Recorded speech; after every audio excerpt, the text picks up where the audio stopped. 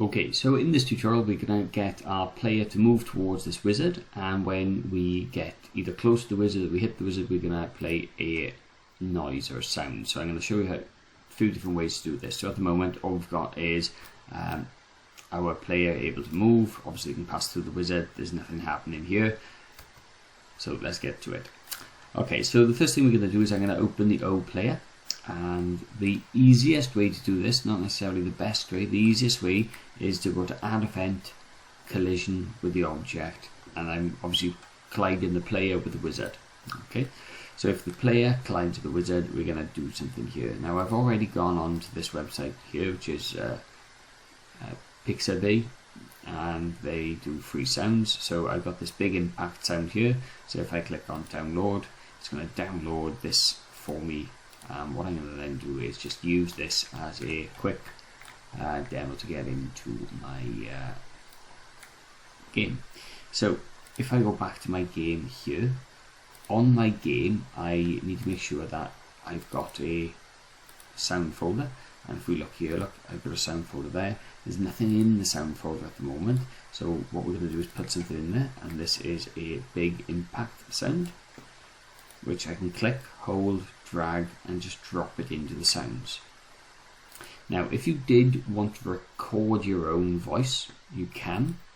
On this website here, onlinevoicerecorder.com, let me just get rid of this for a second. What you can do is when you go on here, if you've got a microphone plugged into your machine, you can click this option here and it'll record everything you're saying. So you could give instructions, you could say something, whatever you want, make a sound effect. Once you're happy with it, click on stop, click on save, and it downloads it for you, and in exactly the same way as I've just imported this sound effect, you just click, drag and drop it into the sounds. So this is a sound effect which is in. If I click the play, lovely, you can hear it, it works, so we know it's going to work.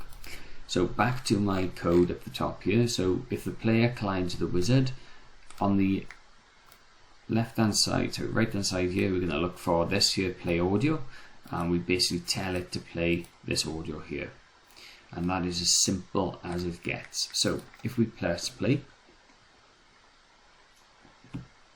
if I move towards the wizard, so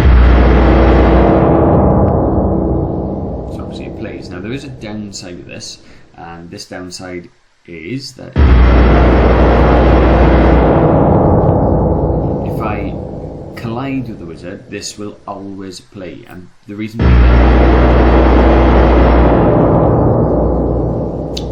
this happens is because I'm always colliding with the wizard. Okay, so in order to stop this happening, what we need to do is do this.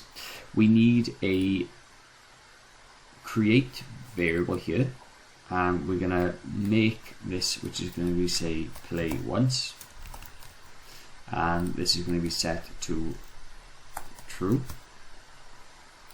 And what we're going to do just before this is we are going to do an if statement.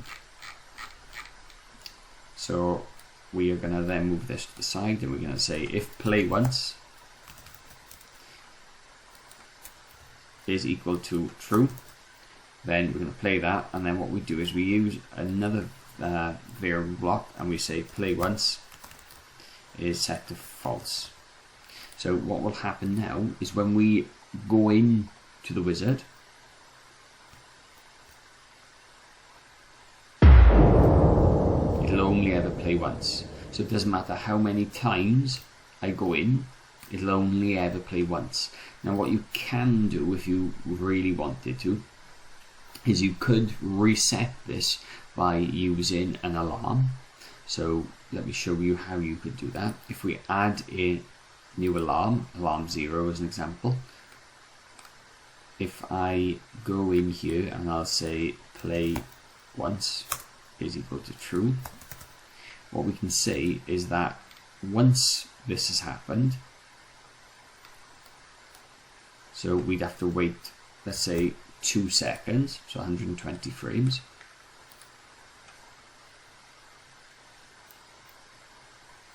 So if we go in here, that's played. Now if we wait 2 seconds at least, 1, 2, let's try it again. while, so that resets for us every sort of 2 seconds. So if you wanted the sound effect to happen more than once, that is obviously how you would do it.